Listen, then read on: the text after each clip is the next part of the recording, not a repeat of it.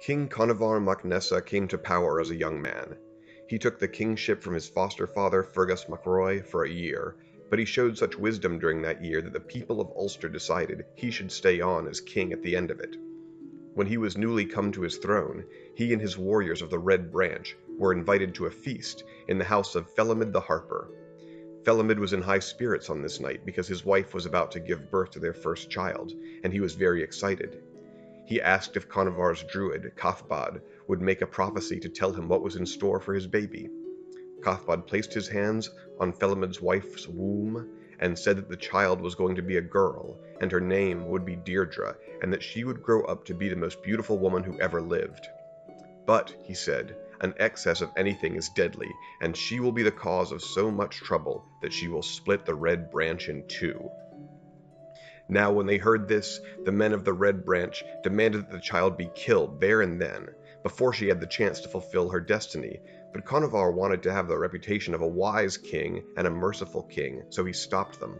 He said that he could not countenance the death of an infant in the house of its father, but that he would take the child when she was born. He would have her raised in secret, and if she grew up to be as beautiful as Cathbad promised, then he would marry her himself, and put her in such a high position that no man would dare to look at her. So he had his old nurse, Levercam, take the baby to a hidden valley and raise the child away from everyone else. From time to time, Conovar would go and visit to check how Deirdre was getting along. She grew up every bit as beautiful as a child as had been prophesied, but she didn't have much affection for Conovar, though he was fair-haired and handsome, and had no shortage of female admirers in Emin Macha. Levercam was very protective of Deirdre, and careful to make sure that none saw her. The only person besides Conovar who she let into the valley was an old man who would come by to help with the work. He was mute, and could tell no one about the girl in the valley and her enchanting beauty. One day in the early springtime, when the snow was still on the ground, and Deirdre was almost a woman, Levercam had the old man slaughter a calf for her and Deirdre.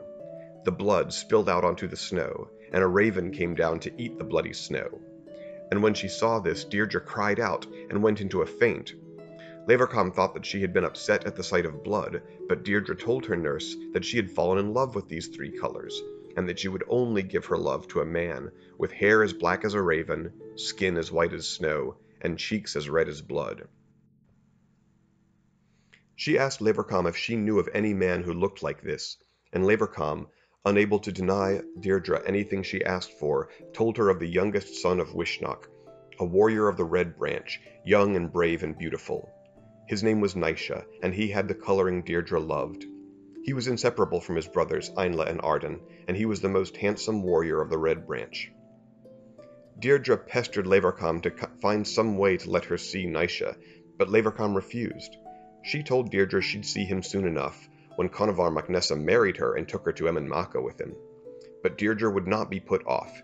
She begged Levercam to let her see Naisha, and eventually Levercam relented. The next time she went to Emin Macha, she told the sons of Wishnach that there was wonderful hunting to be had in the valley where she lived, and to be sure and go there the next time they went hunting. She told Deirdre she could spy on them when they came, and make sure she was not seen. But when the brothers came to the valley to hunt, Deirdre fell in love with Naisha the moment she saw him. She knew this was the only man for her. Before Levercam could stop her, she stepped out to greet him, and it was as if she turned from a girl into a woman at that moment. She smiled at Naisha and flirted and cajoled him, and he fell completely in love with her the moment he saw her. She asked him if he would run away with her, but Naisha knew who she must be, and knew that she belonged to Conovar mac Nessa, his king. He refused, but Deirdre put a gessa on him, that he had to run away with her. Naisha had no choice then, but to get Deirdre as far away from Emin Macha as he could, before the king found out. His brothers Ainla and Arden refused to be separated from him, and the four of them fled Ulster with their servants and retainers. There was nowhere in Ireland they could rest and be safe, so the sons of Wishnach took Deirdre across the sea to Scotland. The brothers entered into service with the king of Scotland, and became part of his army. But they never stayed in the fort with the other warriors. At the end of every day they would go off into the wilderness, no one knew where. The king of Scotland grew suspicious, and decided to find out what they were keeping a secret from him. He sent spies to follow them, and the spies reported back that the three brothers had come to a camp in the middle of nowhere, where they were greeted by the most beautiful woman any of them had ever seen. Deirdre had made a home for her and Naisha in the wilds, and she took care of him and his brothers, cooking fine food for them and making sure they wanted for nothing. As soon as the King of Scotland heard about this great beauty, he wanted her for himself. He knew he couldn't kill the brothers when they had sworn to serve him, so he put them on the front lines of every battle, hoping that they would be killed. They were such great warriors that this did not work, but Deirdre realized what was happening and persuaded Naisha of the danger they were in. They left the King of Scotland's service and fled further into the wilderness, coming at last to a remote island in the north, near to the training school of the warrior woman Scatha. They lived in the wilds for many years, the brothers hunting and Deirdre making a home for them. In Emain Macha, Fergus MacRoy was the only one brave enough to raise the subject of the sons of Uisnech with Conchobar. When Conchobar thought of Naisha's betrayal, it never failed to drive him into a rage. But Fergus was very fond of the sons of Uisnech, and he never stopped arguing for Conchobar to forgive them and let them come home. He made so many arguments and so many pleas that at last Conchobar gave in. He told Fergus he could invite the brothers back to Ulster and place them under his own protection as a guarantee of their safety. So Fergus went to Scotland, and when he landed on the shore he let out a shout. Far in the wilds, Naisha was playing chess with Deirdre. When he heard the shout, he jumped to his feet, saying, "That's the shout of an Irishman." But Deirdre said it was not. It was definitely the shout of a Scottishman. Fergus shouted from the beach again, and Naisha leaped up, crying, "That's the shout of an Ulsterman." But again, Deirdre persuaded him that it was not. Then Fergus shouted again, and Naisha cried, "That's the shout of Fergus MacRoy," and nothing that Deirdre said could persuade him otherwise. He asked her why she had lied, and Deirdre told him that she had had a dream the night before. A raven had flown over to Scotland from Ireland with 3 drops of honey in its beak, but when it landed, the honey turned into blood. But Naisha and his brothers were so excited at the prospect of seeing Fergus again that they dismissed her dream as a woman's imaginings and rushed to greet their dear friend. Fergus told them the wonderful news, that Conchobar mac Nessa had finally been persuaded to forgive them and take them back into the Red Branch. The brothers were thrilled. They had missed Emain Macha and all their friends there. They swore an oath that they would not eat or sleep till they were back home in Emain Macha. But on the voyage back to Ireland, Deirdre never once took her eyes off the shore of Scotland. She sang a lament for having to leave the mountains and the lofts of Scotland, the only home she had ever been happy in. When they landed on the shore of Ulster, a local man came to invite Fergus to a feast. There was a Gesa on Fergus, and on all the Red Branch warriors, never to refuse a feast in their honor, and so he could not refuse. Now this man had prepared the feast for Fergus at Conchobar's request. He was not nearly so ready to forgive as Fergus thought. Deirdre begged Fergus not to desert them. She was sure something terrible would happen, but he could not refuse. Then Deirdre berated him for being a coward and deserting the men he'd put under his protection. He was more interested in eating and drinking than in honor. To placate her, Fergus had his son, Fiachu, take up his duty to ensure their protection. When they arrived in Emain Macha, Conchobar did not come out to greet them. He sent Levercom instead, and she told Naisha to hide Deirdre's face, and she brought them to the Speckled House, where the warriors of the Red Branch hung their weapons and the heads of their enemies. They were given food and drink there, and Naisha and Deirdre played a game of chess to pass the time. Conchobar was in 2 minds whether or not to forgive Naisha. He wanted to let it go. He knew it made him look bad to hold a grudge for so long, but he became furious when he thought of Deirdre getting away, that he could not bring himself to forgive Naisha. He asked Levercom, what did Deirdre look like? Was she still beautiful? And Levercom said, "Oh, the wilderness has ruined my poor Deirdre. She's a hag. Her skin is weathered and gray, her fingernails are dirty and broken, and what teeth she has left are yellow, and her hair is as coarse as a horse's mane." Hearing that, Conchobar's jealousy abated, and he thought how fine it would be to welcome the brothers back into his service. But when he thought it over, he was not sure he could trust Levercom to be impartial when it came to Deirdre, so he sent a servant to spy in the window of the Speckled House and report back to him. Naisha saw the man looking through the window, and he threw a chess piece at him that knocked out his eye.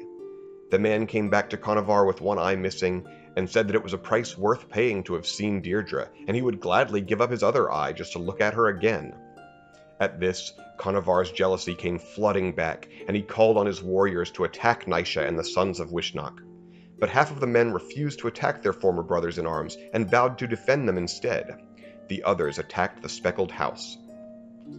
The sons of Wishnach put Deirdre in the middle of them, and stood shoulder to shoulder in a circle around her. They were able to fight any number that came at them, and no matter what side Conovar's men attacked from, they were met with swords and shields. Fergus MacRoy's son Fiaku fought Conovar MacNessa's son in single combat. Conall Cernach saw a man attacking his king's son, and without pausing to see who it was, he struck Fiaku down dead. But when he saw who it was that he had killed, he cried, "A king's son for a king's son!" and he cut off the head of Conovar MacNessa's son. Conovar could see that his men were making no headway, so he went to Cathbad the Druid for help. Cathbad agreed to help him, but only if Conovar swore that he would not kill the sons of Wishnach. Conovar agreed, and said he only wanted Naisha to apologize, and all would be forgiven. So Cathbad sent a spell that surrounded the sons of Wishnach with a black and hungry sea. They had to swim, though they were on dry land. They swam, and they fought off their foes, until exhaustion overcame them and their weapons slipped from their fingers. Conovar's men seized them then, and Conovar said that while he couldn't kill them himself, he would give a fortune to any man who would do the deed for him. None of the men of the Red Branch would do it, but at last one man stepped forward. He was the son of the king of Norway, Manya Roughhand, and Naisha had killed his father and brothers in battle long ago. He said he would be glad to kill them for Conovar. Anla spoke up and asked to be killed first. He did not want to live without his brothers. Arden too begged to be killed. Then Naisha said that he had a sword given to him by Manannán mac Lir that would cut down anything in front of it. He asked Manya Roughhands to use his sword and cut their heads off at the same instant. And so that is what they did. The three sons of Wishnach laid their heads down on the same branch, and Manya Roughhands swung the sword and chopped all their heads off. When Fergus MacRoy came back from his feast and saw the sons of Wishnach dead, and his own son dead besides, he burned Emain to the ground. Then he and half of the Red Branch warriors left Ulster.